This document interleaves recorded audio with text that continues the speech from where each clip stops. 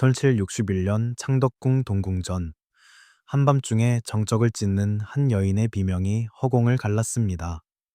잠시 후 찾아온 고요 속 피로 물든 옷자락 아래 차가워져 가는 손이 보였죠.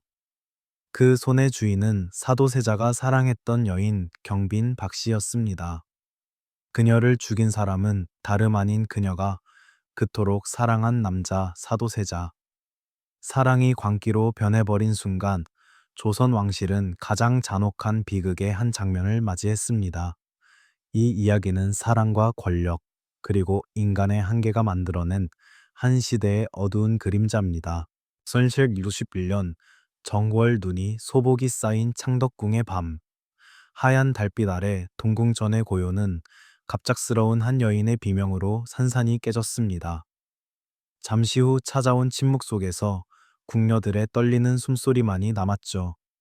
피로 물든 비단 치마가 바닥을 스치며 흘러내렸고 그 아래로 점점 차가워지는 한 여인의 손이 보였습니다. 그 손의 주인은 경빈 박씨. 그녀는 단순한 후궁이 아니었습니다. 사도세자가 진심으로 사랑했던 여인이었죠. 하지만 아이러니하게도 그녀의 생을 끝낸 사람 역시 사도세자였습니다. 사랑이 광기로 바뀌는 데는 오랜 시간이 걸리지 않았습니다. 한때 따뜻했던 시선은 의심으로 다정했던 손길은 폭력으로 변했습니다.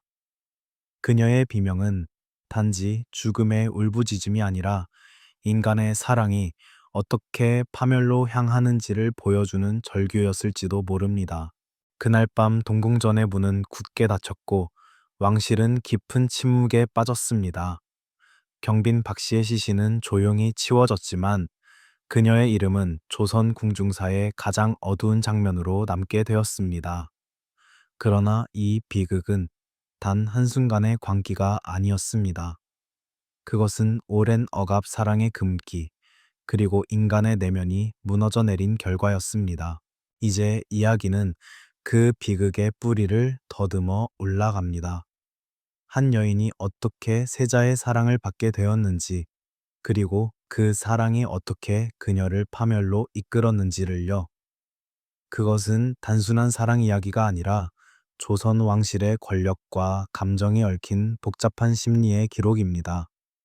그녀의 비명이 울리기까지의 길, 그 길은 이미 오래전부터 피할 수 없는 비극으로 향하고 있었습니다. 경빈 박씨의 본명은 빙해 빙하이. 그러나 그녀의 출신은 기록에서 거의 지워져 있습니다. 단 한 줄 해경궁 홍씨의 한중록에 남은 문장만이 그녀의 존재를 증언하죠. 인원왕후전의 궁녀, 즉 왕비의 침소를 모시던 여인, 조용하지만 품위 있는 태도, 섬세한 손끝, 단정한 걸음걸이로 궁 안 사람들에게 신뢰를 받던 인물이었습니다. 그녀의 자리는 비록 미천했지만 그 정갈함과 성실함으로 인해 왕후 곁에 신임을 얻었습니다. 하지만 어느 날부터인가 누군가의 시선이 그녀를 따라다녔습니다. 그 시선의 주인은 바로 사도 세자. 젊고 총명했으며 무예와 학문 모두 뛰어나던 왕자였죠. 그러나 그 화려한 외면 뒤에는 늘 그림자가 있었습니다. 엄격하기로 유명한 아버지 영조의 기대는 그에게 축복이 아닌 짐이었습니다. 영조는 완벽함을 요구했고 사도세자는 그 기대를 감당하지 못한 채 점점 스스로를 갉아먹고 있었습니다. 그런 그에게 경빈 박씨는 마치 한 줄기 따뜻한 햇살 같았습니다. 궁궐의 냉기 속에서 그녀의 목소리는 부드러웠고 눈빛은 따스했습니다. 사도세자는 그녀를 볼 때마다 묘한 평온을 느꼈죠. 그러나 그 감정은 곧 금기와 맞닿아 있었습니다. 그녀는 인원왕후의 궁녀, 즉 세자가 감히 손댈 수 없는 존재였으니까요. 사도세자는 그녀를 멀리서 지켜볼 수밖에 없었습니다.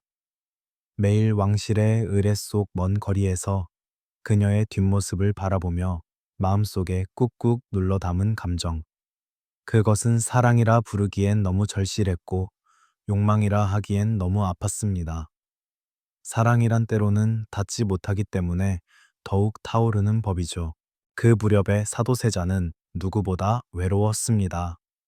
아버지의 눈초리 속에서, 신하들의 시선 속에서 그는 왕자이면서도 한 인간으로 인정받지 못했습니다. 그리고 그 외로움의 끝에서 그가 붙잡은 유일한 온기가 바로 빙해였습니다.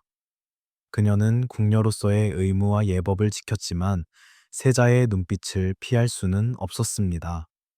금단의 감정은 그렇게 궁중의 차가운 공기 속에서 조용히 자라났습니다.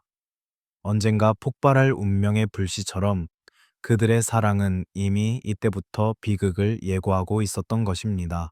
사도세자는 태어날 때부터 왕의 아들이었지만 결코 왕이 될 수 없는 운명을 짊어지고 있었습니다. 영조는 엄격하고 냉철한 군주였습니다. 세자는 군자의 품격을 지녀야 한다. 그 말은 매일같이 사도세자의 어깨 위에 떨어지는 쇠사슬과도 같았죠. 학문과 예법 정치와 무예 어느 하나 부족함이 없어야 했습니다.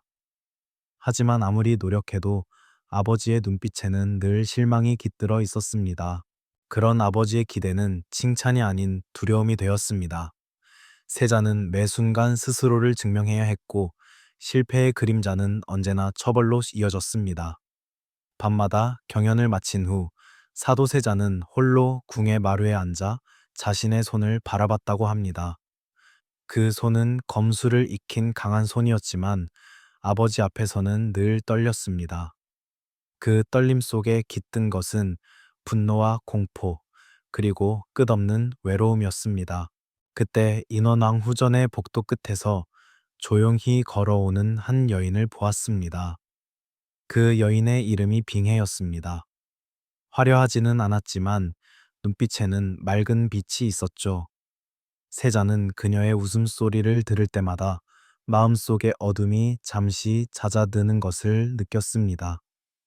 그녀는 그에게 처음으로 왕자의 이름이 아닌 인간의 이름을 불러준 사람이었습니다. 하지만 그 감정은 세자에게 또 하나의 두려움이 되었습니다. 궁중에서의 사랑은 언제나 정치였고 마음을 드러내는 순간 약점이 되었으니까요. 그럼에도 그는 멈출 수 없었습니다. 빙해의 모습이 눈앞에 아른거렸고 그녀의 한마디 한걸음이 세자의 하루를 뒤흔들었습니다. 그러나 아이러니하게도 그 사랑은 곧 또 다른 압박으로 다가왔습니다. 영조의 질책 조정의 시선, 그리고 자신이 감히 품어선 안 될 감정이라는 자책감. 사도세자의 내면은 점점 갈라지고 있었습니다. 한쪽에서는 사랑이 피어났고 다른 한쪽에서는 두려움이 썩어가고 있었죠. 그가 빙해를 바라보던 그 시선 속에는 애정과 함께 두려움이 숨어 있었습니다.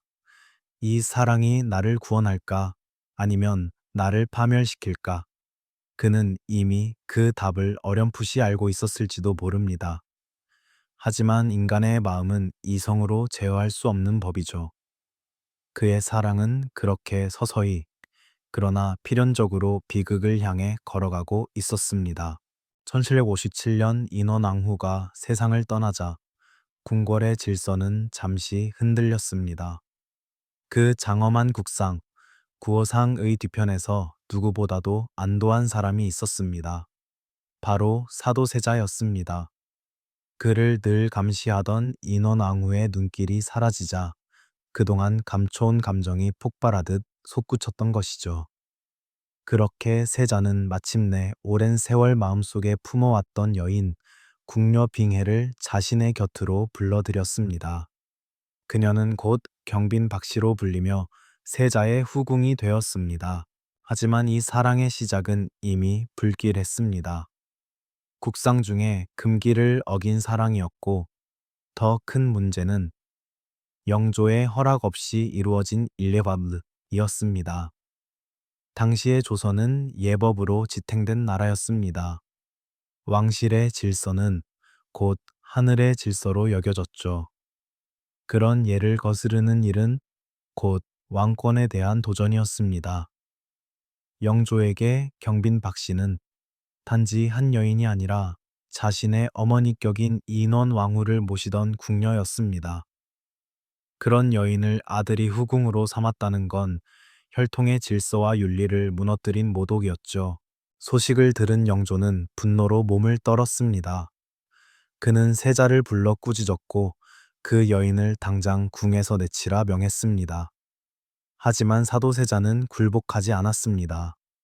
그는 경빈 박씨를 몰래 숨겼고 자신의 누이 화완홍주의 집으로 피신시켰습니다. 그것은 아버지의 권위에 대한 도전이자 사랑을 지키려는 마지막 몸부림이었습니다. 하지만 거짓은 오래가지 않았습니다. 곧 영조는 그 사실을 알게 되었고 궁은 다시 폭풍에 휩싸였습니다. 왕의 분노가 최고조에 달하자 세자는 모든 것을 포기한 듯한 눈빛으로 우물로 향했습니다. 차라리 죽는 게 낫다. 그렇게 그는 몸을 던졌습니다. 다행히 궁인들이 그를 구해냈지만 그 사건은 세자에게 깊은 상처를 남겼습니다. 그날 이후 사도세자는 더 이상 이전의 그가 아니었습니다. 아버지에게 짓밟힌 사랑 지켜내지 못한 자존심, 그리고 끝내 흔들린 마음, 그의 내면은 조금씩 무너져 내리기 시작했습니다. 그의 사랑은 세상의 금기를 깼고 그 대가는 그의 정신을 갉아먹기 시작했죠. 궁궐은 다시 평온을 되찾은 듯 보였지만 그 평온은 폭풍 전의 고요였습니다. 사랑은 이제 비극을 향해 천천히 그러나 확실하게 흘러가고 있었습니다. 사랑은 금기를 넘어섰고 그 대가는 곧 폭풍이 되어 돌아왔습니다. 영조는 그 소식을 듣자마자 왕좌에서 일어나며 외쳤습니다. 네가 어찌 인원왕후의 궁녀를 더럽힐 수 있느냐.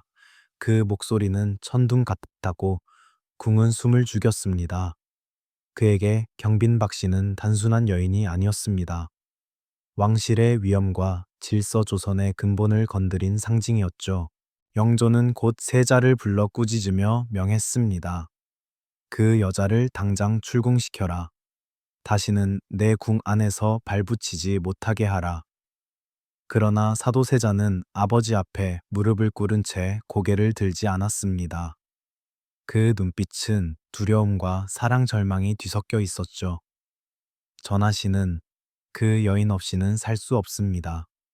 그 한마디가 영조의 분노를 다시금 불태웠습니다. 그날 밤 세자는 몰래 경빈 박씨를 숨겼습니다. 그녀를 지키기 위해 궁의 지하 복도를 따라 누이 화완홍주의 처소로 옮겼죠. 왕의 명을 거역한 행위였습니다. 그러나 사랑의 눈먼 세자에게 그것은 오직 생명의 문제였습니다. 하지만 세상에 영원한 비밀은 없었습니다.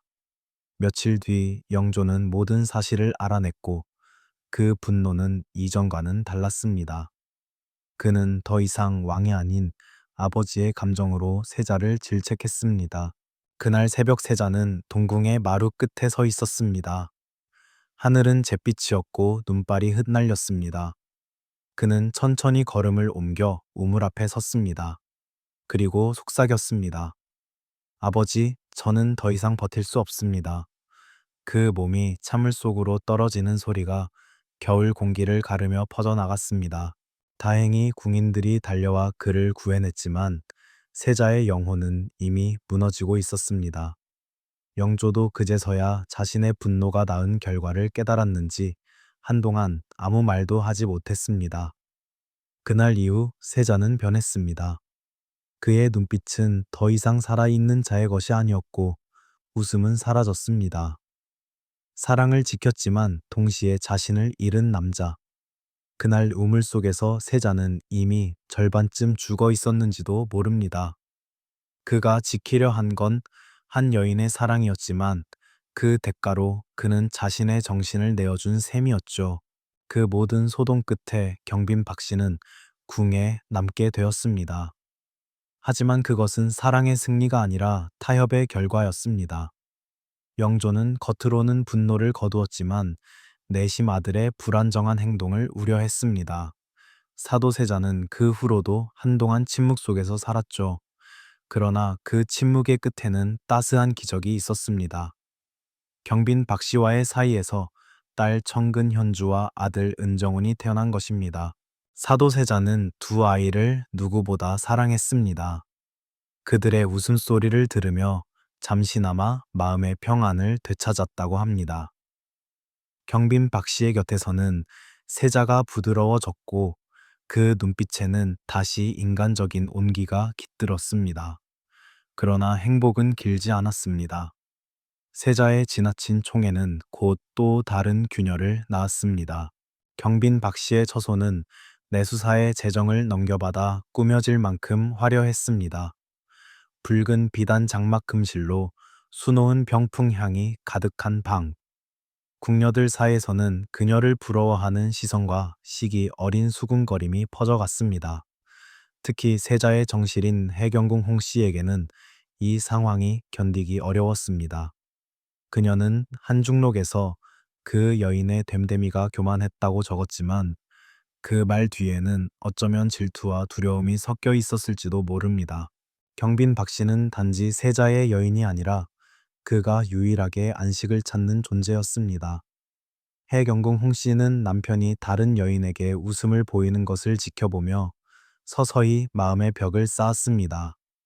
그녀의 입장에서 보면 경빈 박 씨는 단순한 후궁이 아니라 자신과 아들을 위협할 수도 있는 존재였습니다. 그렇게 궁중의 공기는 다시 냉랭해졌습니다. 세자는 여전히 경빈 박 씨 곁을 떠나지 않았고 그녀를 통해 잃어버린 인간성을 붙잡으려 했습니다. 하지만 바로 그 사랑이 다시금 그를 무너뜨리는 씨앗이 되고 있었습니다. 사랑이 깊어질수록 그는 불안해졌고 불안이 깊어질수록 그는 점점 광기로 향해 갔습니다. 이제 그에게 경빈 박 씨는 세상의 유일한 빛이자 동시에 자신을 비추는 잔혹한 거울이 되었습니다. 그녀가 웃으면 마음이 편안했지만 그녀가 눈을 돌리면 세상 전체가 자신을 버린 것 같았죠. 그 불안한 사랑의 그림자 속에서 세자의 정신은 서서히 균열을 내기 시작했습니다. 시간은 흘렀지만 세자의 마음속 불안은 조금도 사라지지 않았습니다. 오히려 점점 더 깊어졌죠. 1950년대 후반 사도세자는 이상한 증상에 시달리기 시작했습니다. 궁녀들이 옷을 갈아입히려 하면 그는 손사래를 치며 외쳤습니다. 입지 않겠다. 그 옷은 나를 죽인다. 처음엔 궁인들도 단순한 괴벽이라 여겼지만 그 행동은 점점 심각해졌습니다.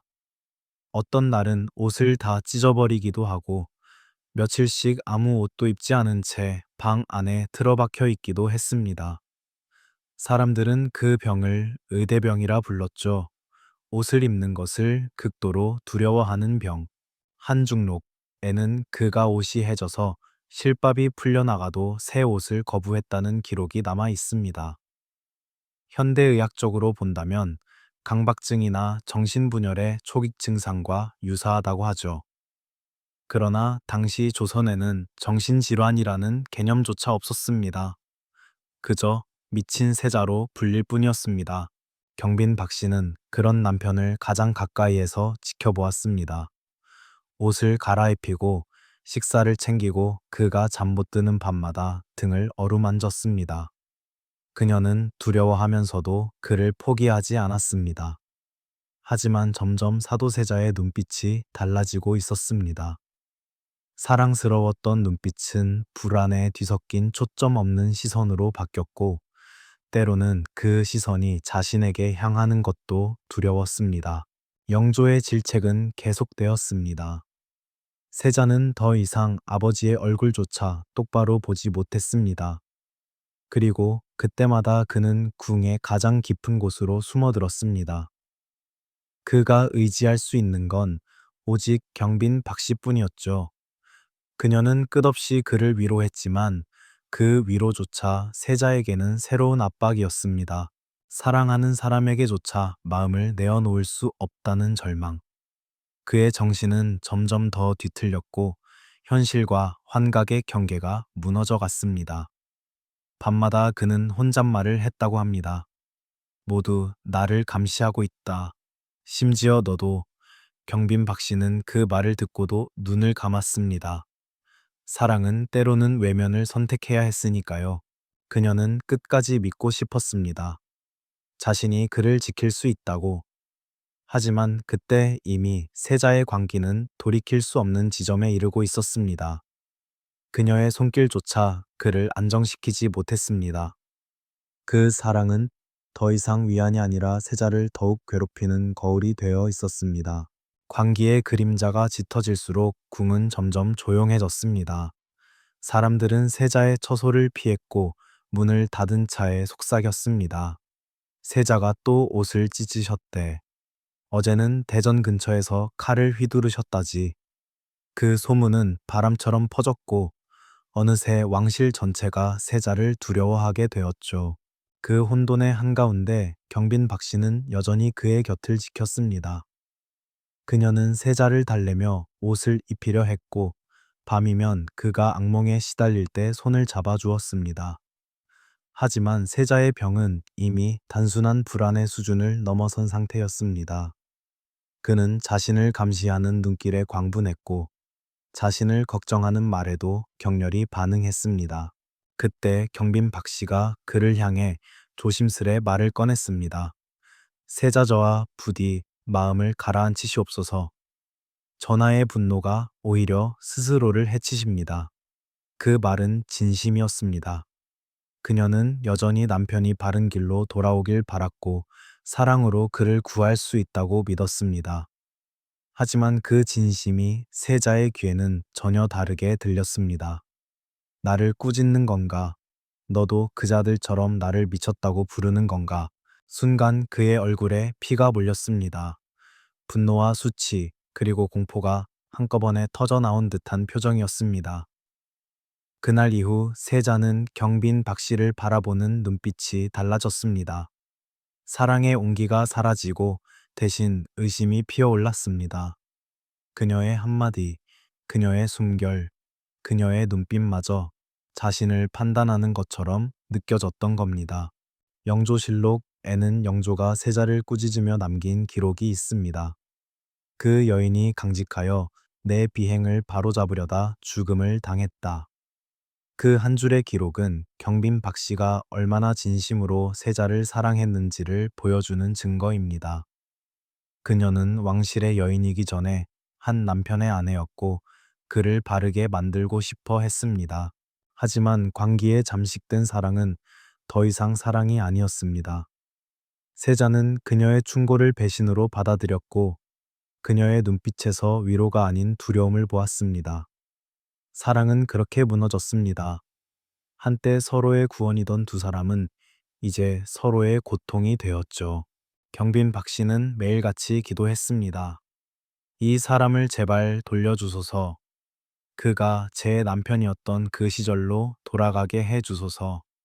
하지만 신은 침묵했고 세자는 점점 더 깊은 어둠으로 빠져들었습니다.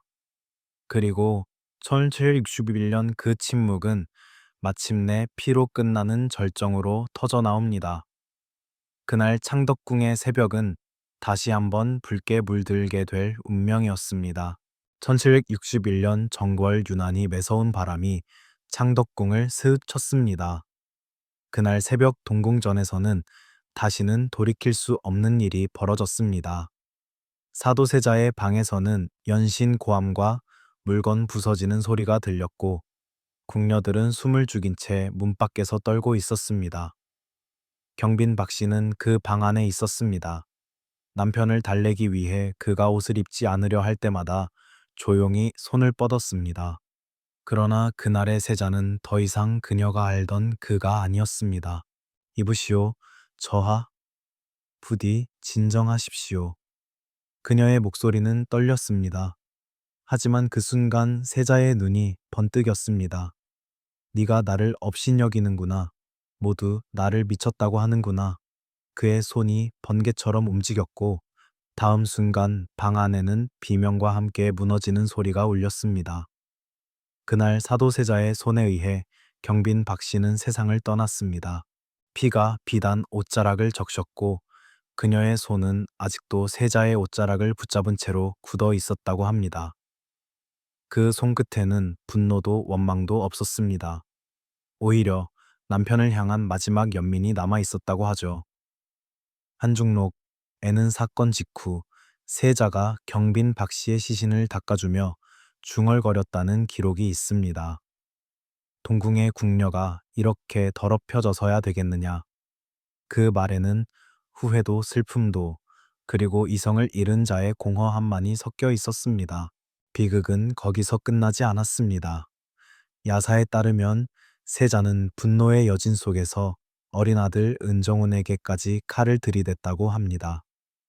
다행히 아이는 목숨을 건졌지만 그날의 기억은 평생 그의 눈 속에 각인되었죠. 사도세자는 이 모든 일을 저지르고도 자신의 행위를 온전히 인식하지 못했습니다. 그의 정신은 이미 현실에서 멀어져 있었고 광기와 후회의 경계에서 무너져 내리고 있었습니다. 조선의 기록은 이 사건을 철저히 침묵했습니다. 조선 왕조실록, 에도, 승정원 일기에도 그녀의 이름은 없었습니다. 왕실은 피로 얼룩진 그날의 새벽을 역사에서 지워버리려 했던 것입니다. 하지만 기록이 사라져도 사람들의 입은 기억했습니다. 경빈 박 씨의 비명, 그리고 세자가 붕괴하던 그날의 새벽은 오랫동안 궁궐 사람들의 악몽으로 남았죠. 그녀의 죽음은 단지 한 여인의 비극이 아니었습니다. 사랑이 광기로 변한 끝 인간이 감당하지 못한 운명의 파편이었습니다. 사도세자는 그녀를 사랑했고 그 사랑이 곧 그의 파멸이 되었습니다. 그날 창덕궁의 피는 단순한 살인의 흔적이 아니라 인간의 한계가 흘린 눈물이었습니다. 경빈 박 씨가 세상을 떠난 뒤 동궁은 깊은 정적에 잠겼습니다. 아무도 그녀의 이름을 입에 올리지 않았고 그녀의 방은 닫힌 채로 남았습니다. 오직 세자만이 가끔 그 문 앞에서 한참을 서성였다고 합니다. 그러나 그때의 그는 이미 무너져 있었습니다. 광기는 걷잡을 수 없었고 그 여파는 조선 왕실 전체를 뒤흔들었습니다. 영조는 사건의 진상을 알게 되자 다시 한번 분노했습니다. 그러나 그 분노는 이미 슬픔과 체념이 뒤섞인 것이었습니다. 눈에 넣어도 아프지 않다더니 어찌 그 여인을 죽였느냐. 영조의 이 말은 왕이 아닌 아버지의 탄식이었습니다. 그는 아들의 광증을 인정할 수밖에 없었고 조선의 미래를 위해 세자를 점점 멀리하기 시작했습니다. 그렇게 1년 뒤 1762년의 여름 이 모화변들이 일어났습니다. 사도세자는 결국 뒤주에 갇혀 비참하게 생을 마감했죠. 남겨진 자들은 또 다른 비극을 맞이했습니다. 경빈 박 씨의 아들 은정우는 훗날 영모 사건에 연루되어 사사되었고 딸 청근 현주는 외롭게 살다가 역사 속에서 사라졌습니다. 어머니가 아버지의 손에 죽고 아들은 형의 손에 죽었으니 그것이 이 집안의 숙명이었을까요? 시간은 흘러 세월은 조선의 왕조마저 삼켜버렸지만 그녀의 이름은 여전히 그림자처럼 잊혀져 있었습니다. 그러다 140년이 지난 1899년 고종은 사도세자를 장조로 추존하며 경빈 박 씨에게 종일품 귀인의 자기를 내렸습니다. 그리고 1901년 마침내 정일품 빈, 즉 경빈 징핀이라는 공식 칭호가 내려졌습니다. 그녀가 죽은 지 무려 140년 만에 조선은 비로소 한 여인의 억울함을 풀어준 셈이었죠. 하지만 그 복권은 단순한 명예 회복이 아니었습니다. 그것은 한 시대가 사랑과 권력 인간의 광기와 연민을 이해하려 한 마지막 시도였습니다. 경빈 박 씨는 단지 사도세자의 후궁이 아니었습니다. 그녀는 사랑 때문에 살고 사랑 때문에 죽은 여인이었으며 조선 왕실이 감당하지 못한 인간의 진심이었습니다. 그녀의 이야기는 지금도 묻습니다. 사랑이란 어디까지 견딜 수 있는 것인가? 사도세자에게 그녀는 구원이자 파멸이었고 그녀에게 사도세자는 사랑이자 운명이었습니다. 결국 두 사람은 서로를 통해 빛을 보았지만 그 빛이 너무 강해 서로를 태워버렸던 것이죠. 경빈 박 씨의 생은 짧았지만 그녀가 남긴 질문은 길게 이어집니다. 권력 속의 사랑, 사랑 속의 광기, 그리고 인간의 나약함에 대한 이야기. 그녀의 이름은 이제 역사의 잿더미 속에서도 다시 빛나고 있습니다. 그 빛은 조용하지만 오래도록 꺼지지 않습니다. 역사를 기억하는 이유는 잊힌 진심을 되살리기 위함입니다. 이 이야기가 마음에 남았다면 좋아요와 구독으로 다음 역사의 장을 함께 열어주세요.